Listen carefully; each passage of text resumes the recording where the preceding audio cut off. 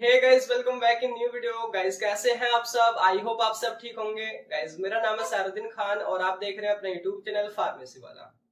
कोई भी सपना साकार करने के लिए सबसे जरूरी है सही कोच का होना। चुनिए फार्मेसी वाला को और करे अपने B pharm and D pharm का सपना साकार।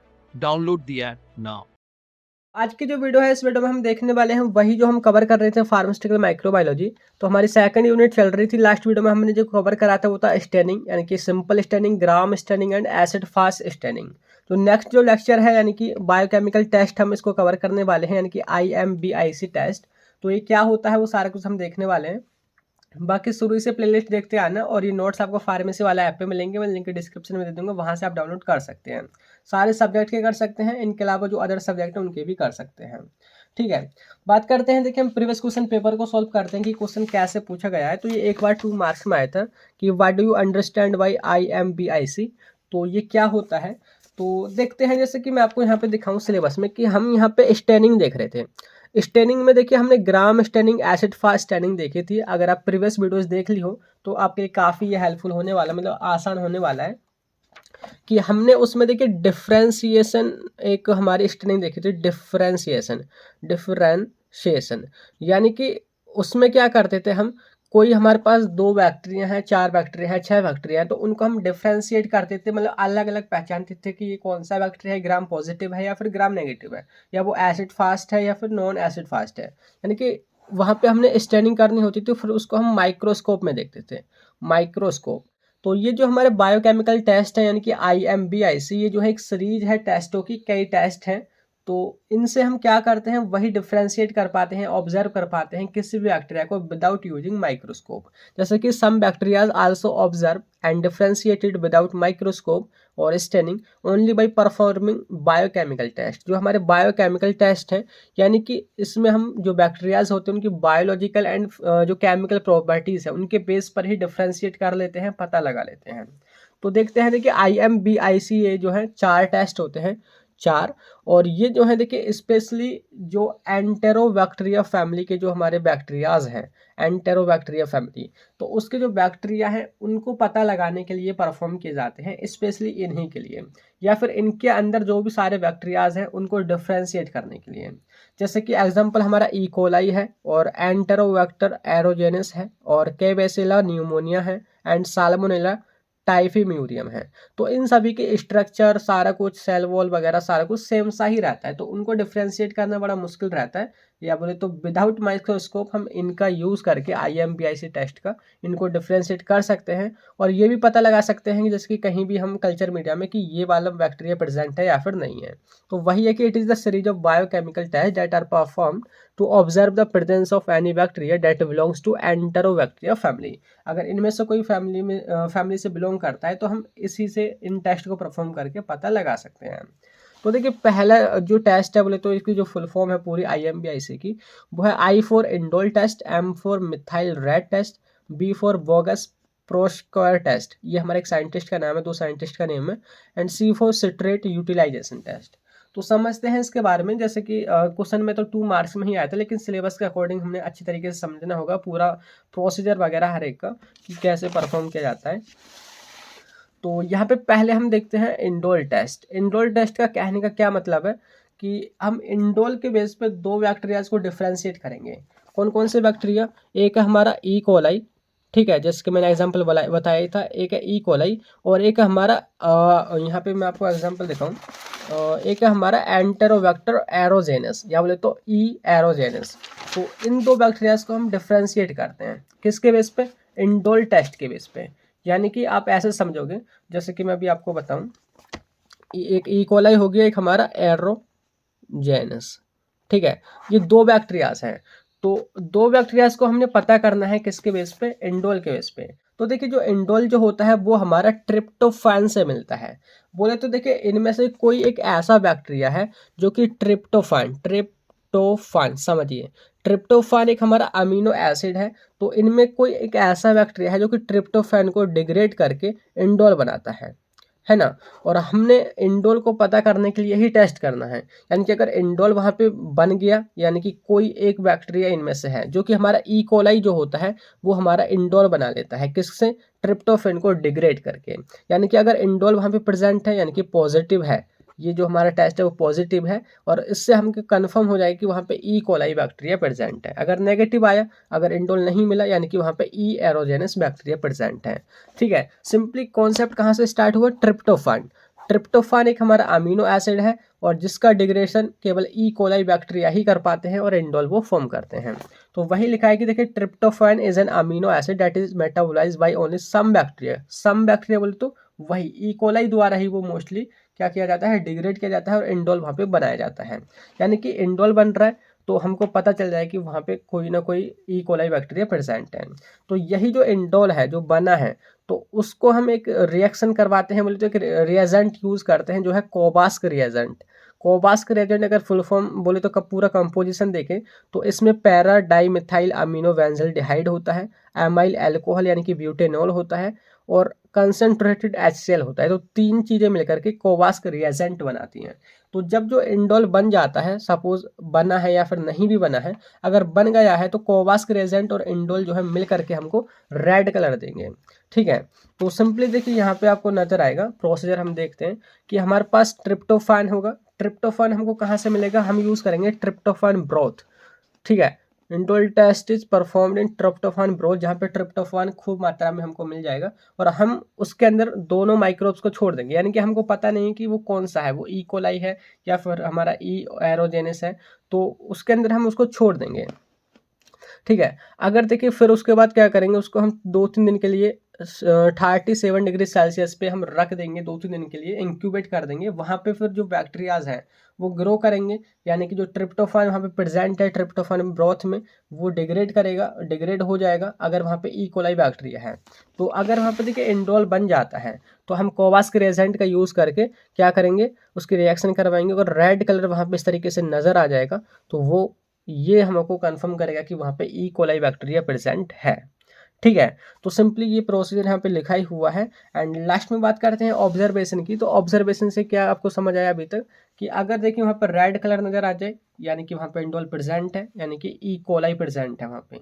और यदि देखिए वहाँ पर रेड कलर नहीं आता है, यानी कि वहाँ पे इंडोल नहीं बना है, और इंडोल नहीं बना है मतलब कि वहाँ पे ई कोलाई बैक्टीरिया नहीं है बल्कि ई एरोजेनस बैक्टीरिया प्रेजेंट है। ठीक है, तो ये इसका सिंपल से यहाँ पे पूरा इंडोल टेस्ट था। ये जो है पॉजिटिव होता है ई कोलाई बैक्टीरिया के लिए। और बात करते हैं देखिए, जो सेकंड जो हमारा टेस्ट है वो है मिथाइल रेड टेस्ट। इसको आप ऐसे समझिए देखिए कि देखिए आपको पता होगा कि हर एक जो बैक्टीरिया जो होता है वो ग्लूकोज को एज ए कार्बन सोर्स वो यूज़ करता है। ठीक है, उसको ही वहाँ से सारा कार्बन मिलता है तो वो अपनी ग्रोथ कर पाता है। तो कुछ जो बैक्टीरिया जो होते हैं वो ग्लूकोज को कन्वर्ट कर देते हैं एसिड में। आपने सुना भी होगा ना कि जब हम खाना रख देते हैं 2-4 दिन हो जाते हैं, गलती से अगर हमने खा लिया तो हमको खट्टा लगता है ना। या बोले तो दही वगैरह जो होती है वो भी खट्टी लग जाती है 2-3 दिन बाद, यानी कि वहाँ पे एसिड प्रोडक्शन बढ़ जाता है। तो हर एक बैक्टीरिया एसिड नहीं बना पाता। तो जो हमारे ई कोलाई जो बैक्टीरिया होते हैं, ई कोलाई, तो वो जो बैक्टीरिया जो है वो हमारे एसिड बना पाते हैं, किससे, ग्लूकोज से। यानी कि इसी एसिड को कंफर्म करने के लिए हम एक इंडिकेटर का यूज़ करेंगे, मिथाइल रेड इंडिकेटर का, कि अगर उसका रेड कलर रहता है, क्योंकि देखिए मिथाइल रेड जो है वो हमारा एसिड में रेड रहता है। जो हमारा मिथाइल रेड इंडिकेटर है उसका जो कलर है एसिड में वो बिल्कुल क्या रहेगा, रेड रहेगा। अगर वहाँ पे बेसिक मीडियम है, अगर वहाँ पे बेस है, तो उसका जो कलर है वो येलो हो जाता है, येलो। ठीक है, यानी कि अगर मिथाइल रेड वहाँ पे रेड ही रहता है, यानी कि वहाँ पे क्या है, एसिड प्रेजेंट, और एसिड अगर प्रेजेंट है यानी कि ई कोलाई बैक्टीरिया वहाँ प्रेजेंट है, क्योंकि वही एसिड बना पाता है और ई एरोजेंस के वस की बात वहाँ पे है नहीं। ठीक है, अगर वहाँ पे येलो कलर आता है यानी कि वहाँ पे ई एरोजेंस बैक्टीरिया प्रेजेंट है। तो यही सिंपली यहाँ पे इसका प्रिंसिपल है कि बैक्टीरिया जो होते हैं, देखिए कुछ बैक्टीरिया ग्लूकोज जो होती है उसको ऑक्सीडाइज करके acetic acid, formic acid and succinic acid ये सारा कुछ बना लेते हैं। तो यही जो सारे एसिड वगैरह जो बनते हैं वो किसके द्वारा बनते हैं, वो ई कोलाई बैक्टीरिया द्वारा बनाए जाते हैं। तो ये जो हमारा एसिड यहाँ पे इन्वायरमेंट बना है तो उसको ही कंफर्म करने के लिए हम मिथाइल रेड इंडिकेटर का यूज़ करेंगे। दैट्स वाई इसका जो नेम है वो मिथाइल रेड टेस्ट रख दिया गया है, कि अगर वहाँ पे जो मिथाइल रेड जो इंडिकेटर है उसका कलर अगर रेड रहता है यानी कि ई कोलाई बैक्टीरिया प्रेजेंट है, अगर रेड नहीं है यानी कि येलो है, यानी कि एंटेरोबैक्टीरिया एरोजेंस यहाँ पे प्रेजेंट है। बात करते हैं देखिए इसके प्रोसीजर की, तो देखिए ये जो है परफॉर्म किया जाता है ग्लूकोज फॉस्फेट ब्रोथ में, यानी कि हमको सबसे पहले ग्लूकोज चाहिए होगी और हम उसके अंदर दोनों माइक्रो ऑर्गेनिज्म को डाल देंगे। अब हमने पता करना है कि देखिए अगर वहाँ पे ई कोलाई है तो वो ग्लूकोज को एसिड में कन्वर्ट करेगा, ठीक है, और हमारा जो ई एरोजेंस है वो ग्लूकोज को नॉन एसिड प्रोडक्ट में कन्वर्ट करेगा।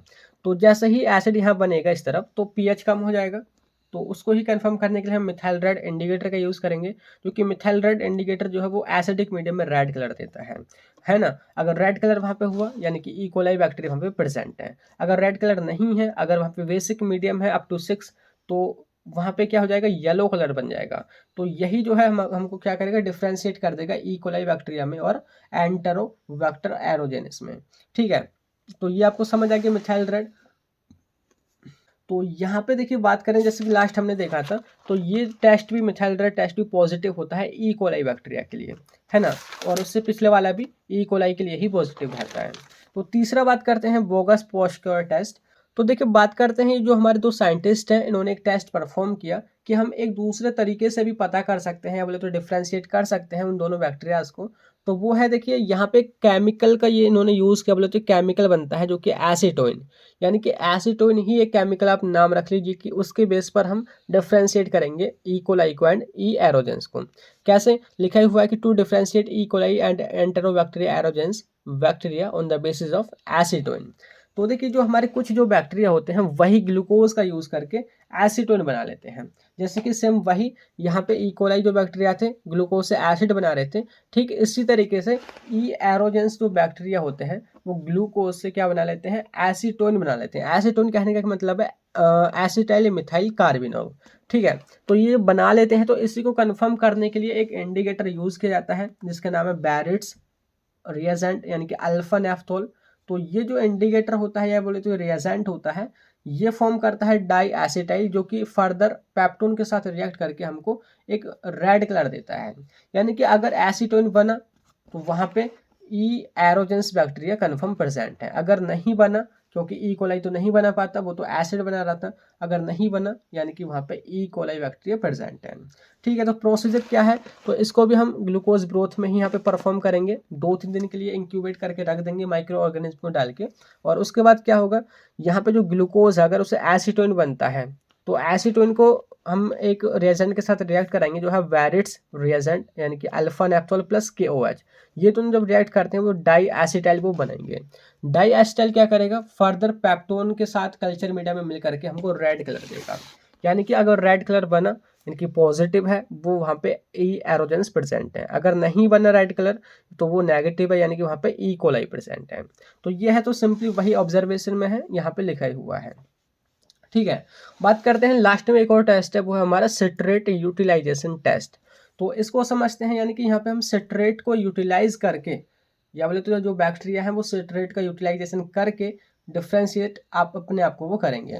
कैसे, जैसे कि जो हमारा ई एरोजेंस जो बैक्टीरिया होता है ई एरोजेंस, ठीक है, ये जो बैक्टीरिया होता है ये सिट्रेट का यूज़ करता है एज ए कार्बन सोर्स। जैसे कि सपोज ग्लूकोज नहीं है, ग्लूकोज खत्म हो गया है, तो ये क्या करेगा, सिट्रेट से ही अपना जो है कार्बन सोर्स पूरा करेगा, कार्बन की पूर्ति करेगा। तो सिट्रेट का अगर वहाँ पे यूटिलाइजेशन होगा, अगर हमको नजर आएगा तो मतलब कि वहाँ पे ई एरोजेंस बैक्टीरिया प्रेजेंट है। अगर वहाँ पे सिट्रेट का यूटिलाइजेशन नहीं हो रहा है यानी कि वहाँ पे ई कोलाई बैक्टीरिया है, क्योंकि ई कोलाई बैक्टीरिया इसको यूज़ नहीं कर पाएगा सिट्रेट को। तो अभी देखिए आपने पिछला देखा, तो ये जो वोगस पोस्टर टेस्ट होता है वो ई एरोजेंस के लिए पॉजिटिव होता है, ठीक है। ऐसे ही ये जो सिट्रेट यूटिलाइजेशन टेस्ट है ये भी हमारा ई एरोजेंस के लिए ये पॉजिटिव रहता है, ठीक है। तो सिंपली वही लिखा हुआ objective to differentiate E coli and E aerogenes bacteria on the basis of citrate utilisation as carbon source. तो सिंपली यही है प्रिंसिपल कि जो कुछ बैक्टीरिया होते हैं, कुछ बोले तो ई एरोजेंस बैक्टीरिया, वो सिट्रेट को यूटिलाइज करते हैं एज ए कार्बन सोर्स। और ऐसा वो यहाँ पे क्यों कर पाते हैं, तो वहाँ पे यानी कि जो ई एरोजेंस जो बैक्टीरिया है उनके अंदर एक एंजाइम होता है जिसका नाम है सिट्रेट परमेज एंजाइम, यानी कि जिसकी मदद से सिट्रेट उस एंजाइम के उस बैक्टीरिया के अंदर एंटर करता है। यानी कि जैसे कि मैं आपको यहाँ पे दिखाऊँ कि जो हमारे ई एरोजेंस जो बैक्टीरिया होते हैं, सपोज ये बैक्टीरिया की सेल है पूरी इतनी बड़ी, तो सिट्रेट बाहर है, तो सिट्रेट को अंदर लाने के लिए एक एंजाइम काम करता है। अगर वो प्रेजेंट है तो सिट्रेट अंदर आ सकता है, जो कि ई एरोजेंस के अंदर प्रेजेंट होता है, जो कि सिट्रेट परमेज एंजाइम। तो इसके बाद वो अंदर आता है सिट्रेट, और उसके बाद में एक और एंजाइम यानी कि सिट्रास एंजाइम या बोले तो सिट्रेज एंजाइम, ये इसको ब्रेक करके oxalic acid and acetic acid बनाता है।